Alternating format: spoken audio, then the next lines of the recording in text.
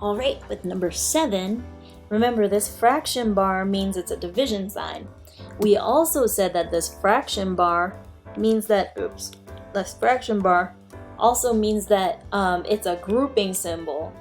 So in reality, for my PEMDAS, my parentheses come first. This is a grouping symbol, so that means I have to do my 4k first. So I write this as the product of 4, because I'm multiplying 4 by k,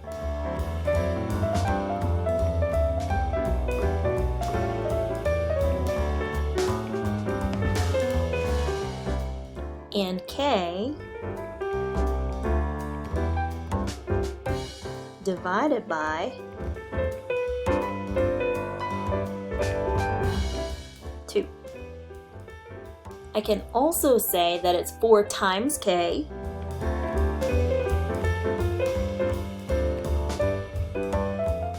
split into 2 equal groups.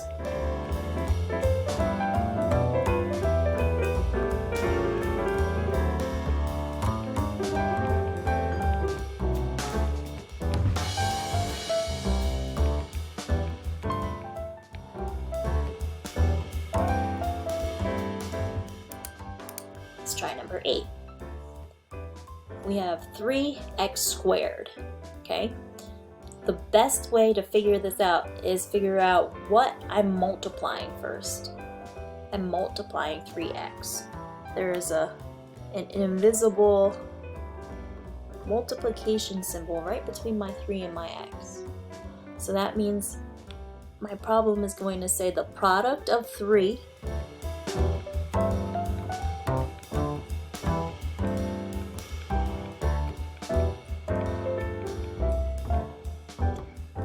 and since this x squared can be brought out to x times x, I can say the product, because I'm multiplying 3 by x and x, I can just say and x and x. Or I can say the product of 3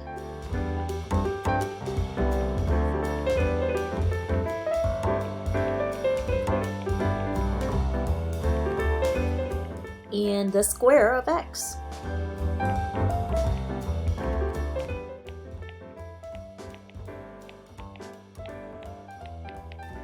So what I'm doing is I'm putting my operations before my number when I'm doing multiplication.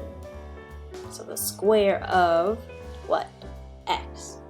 Okay, so I'm using the verb first, or the operation, and then I'm using my variable or my coefficient afterwards.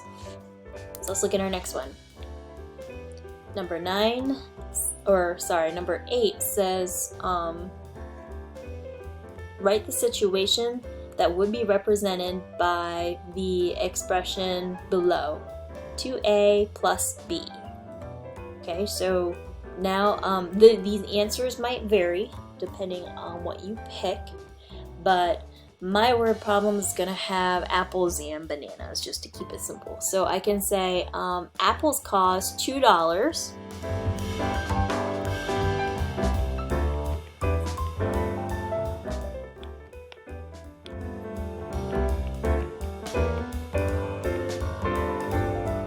Actually, I'll write it out.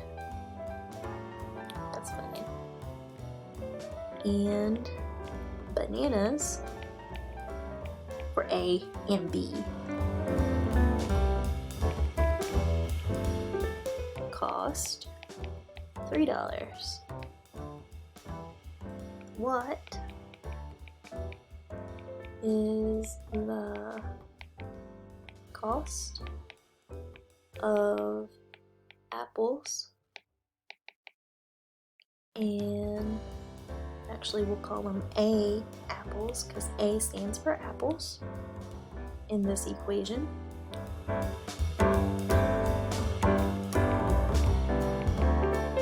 And B bananas. The B stands for bananas. Question mark. Okay, so all you're doing is you're coming up with your own word problem for that expression right there. Let's look at your exit slips. After you fill these out, you can submit your work. The first part says write a word phrase for each algebraic expression.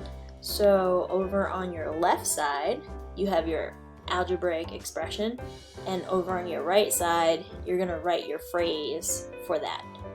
Okay, so this would be maybe 4 times y if you choose so. Okay, and then don't forget your different symbols mean different things. Refer back to your notes to help you determine which phrase you should use. And then our last frame shows that we are doing some real life situations. You're writing world problems, real world problems. You're gonna write a real life situation that can be represented by each expression. So your expressions are given to you over on the left. You write your word problem on your right.